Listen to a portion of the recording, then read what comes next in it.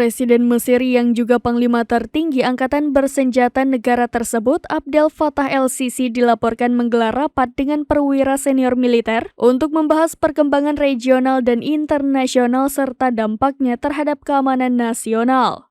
Rapat para petinggi militer Mesir itu digelar seiring pernyataan Perdana Menteri Israel Benjamin Netanyahu yang mengatakan kalau negara pendudukan itu akan tetap menginvasi Rafah terlepas dari jadi tidaknya kesepakatan gencatan senjata.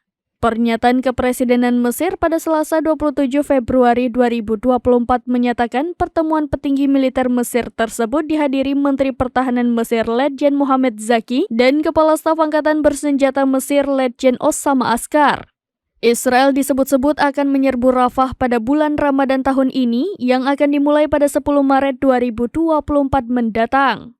Serbuan Israel itu diutarakan Perdana Menteri Israel Benjamin Netanyahu yang menyebut kesepakatan gencatan senjata hanya akan menunda serangan militer Israel di Rafah. Netanyahu pun mengklaim kemenangan total di wilayah tersebut akan terjadi dalam beberapa minggu setelah serangan dimulai. Netanyahu mengatakan ia akan mengadakan pertemuan kabinet minggu ini untuk menyetujui rencana operasional yang mencakup evakuasi warga sipil ke tempat lain di Gaza.